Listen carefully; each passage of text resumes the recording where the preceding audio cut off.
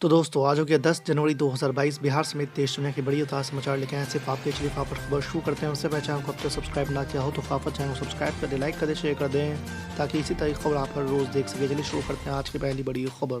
UP में कांग्रेस को बड़ा झटका लगा है। समाजवादी पार्टी में शामिल होंगे राष्ट्रीय सचिव इमरान मसूद। कल कार्यकर्ताओं संग बैठक के बाद अखिलेश यादव से मिलेंगे। जी आपको बता दें कि उत्तर प्रदेश विधानसभा चुनाव से ठीक पहले कांग्रेस महासचिव प्रियंका गांधी की मिशन यूपी को तगड़ा झटका लगा है। दरअसल पूर्व विधायक और पार्टी के राष्ट्रीय सचिव इमरान मसूद कांग्रेस छोड़कर समाजवादी पार्टी ज्वाइन करेंगे। इमरान मसूद ने इसकी जानकारी देते हुए कहा है कि यूपी में यदि बीजेपी को हराना है तो समाजवादी पार्टी के साथ ही आना होगा। सपा ही यूपी में भाजपा का मुकाबला कर सकती है। उत्तर प्रदेश के मुख्यमंत्री योगी आदित्यनाथ ने कहा है कि जब दंगे होते हैं तो हर मजहब और पंथ के लोग प्रभावित होते हैं। अगर हिंदू का घर जलेगा तो मुसलमान का घर सुरक्षित थोड़ी ही रहेगा। हिंदू सुरक्षित रहेगा तो मुसलमान भी सुरक्षित रहेंगे। हिंदू का घर सुरक्षित होगा तो मुस्लिम का घर भी सुरक्षित रहेगा। उन्होंने कहा है कि हमने 5 साल में कोई दंगा नहीं होने दिया है। देश की राजधानी दिल्ली में आज कोरोना के 22,000 से ज्यादा नए केस सामने आए हैं। दिल्ली में संक्रमण की दर 4% बढ़ गई है। हालांकि मुंबई में कोविड पाबंदियों का असर देखने को मिला है। आपको बता दें कि माया नगरी मुंबई में बीते रोज के मुकाबले कम नए कोरोना केस सामने आए हैं, लेकिन आंकड़े डराने वाले हैं। देश में कोरोना वायरस की तीसरी लहर ने दस्तक दे दी है और हर दिन बीते कल के मुकाबले 40% से ज्यादा केस दर्ज किए जा रहे हैं। चुनाव वाले 5 राज्यों में कोविड वैक्सीनेशन सर्टिफिकेट से हटेगा पीएम नरेंद्र मोदी की तस्वीर। कोविन पोर्टल में होगा बदलाव। जी आपको बता दें कि उत्तर प्रदेश, उत्तराखंड, पंजाब, गोवा, मणिपुर में कोविड वैक्सीनेशन सर्टिफिकेट पर से प्रधानमंत्री नरेंद्र मोदी की तस्वीर हटा दी जाएगी। ऐसा इसलिए किया जाएगा क्योंकि इन 5 राज्यों में विधानसभा चुनाव होने जा रहे हैं। चुनाव की तारीखों के ऐलान के साथ ही इन राज्यों में आदर्श आचार संहिता भी लागू हो गई है। बीएसपी सुप्रीमो मायावती ने मुख्य सेक्टर प्रभारियों को निर्देश दिया है कि उम्मीदवारों के चयन का काम 3 दिन में पूरा कर लिया जाए।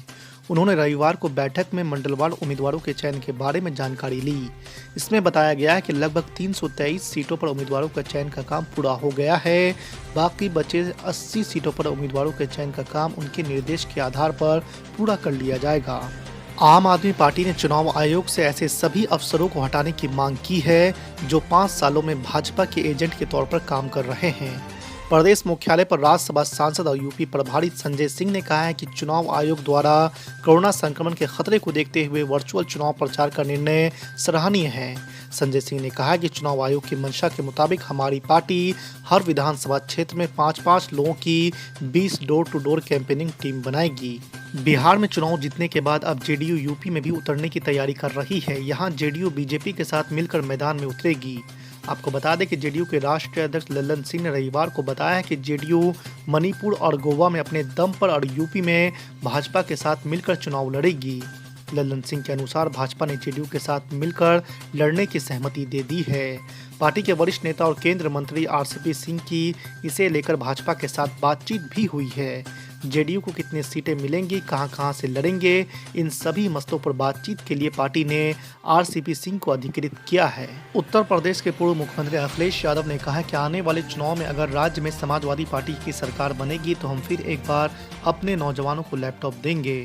पहले लाखों लैपटॉप दिए थे जिसके बाद कईयों ने अपने आप खुद के रोजगार का जुगाड़ कर लिया था। अखिलेश यादव ने बताया कि जब मैं बांदा गया था तब एक नौजवान उसी लैपटॉप से अपना घर चला रहा था। उत्तर प्रदेश में विधानसभा चुनाव को देखते हुए राजनीतिक सरगर्मियां पूरे उफान पर है। तमाम राजनीतिक दल चुनावी मैदान में टाल ठोक रहे हैं। इसी बीच आपको बता दें कि ऑल इंडिया मजलिस इत्तेहादुल मुस्लिमीन के प्रमुख बैरिस्टर असदुद्दीन ओवैसी ने एक बार फिर से सभी राजनीतिक दलों पर हमला बोला है और मुसलमानों को साधते हुए कहा है कि यूपी में मुसलमानों का उत्पीड़न हुआ है। राजनीतिक दल उन्हें सिर्फ वोट बैंक के जरिए से और नजरिए से देखते हैं। गुरुवार को असदुद्दीन ओवैसी ने लखनऊ में एक प्रेस कॉन्फ्रेंस की और एक बार फिर सभी राजनीतिक दलों को आड़े हाथों लिया। ओवैसी ने कहा कि यूपी में मुसलमानों का तुष्टीकरण नहीं बल्कि उत्पीड़न हुआ है। मगर मुल्क को जब बचाने की बात होती है ये समाजवादी, कांग्रेस, बीएसपी बोलेंगे देखो देश को बचाना है ना, तो फिर तुम खामोश हो जाओ। हैं? ये खामोशी कैसे होगी?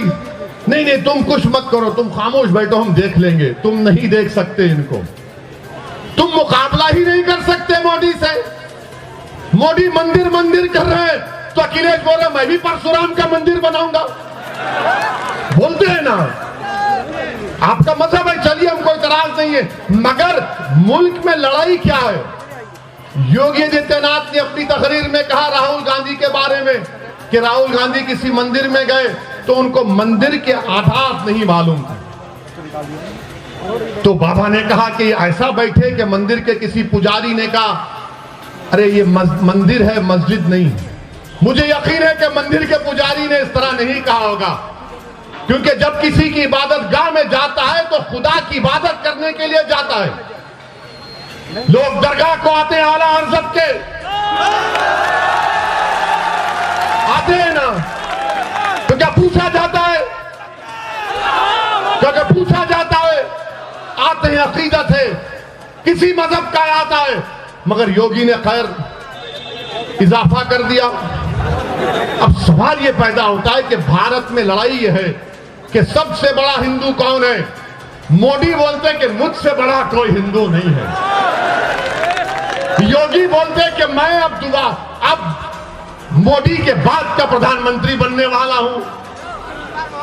राहुल बोलते हैं कि देश में सिर्फ हिंदू ही प्रधानमंत्री बन सकता है, उनका स्टेटमेंट है।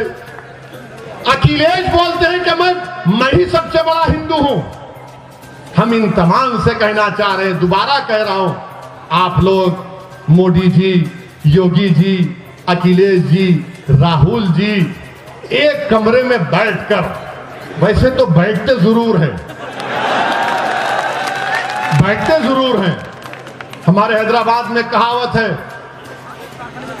मैं तेरी पीठ खुजाता हूं, तू मेरी पीठ खुजा। माताओं बहनों की सुरक्षा का विषय है।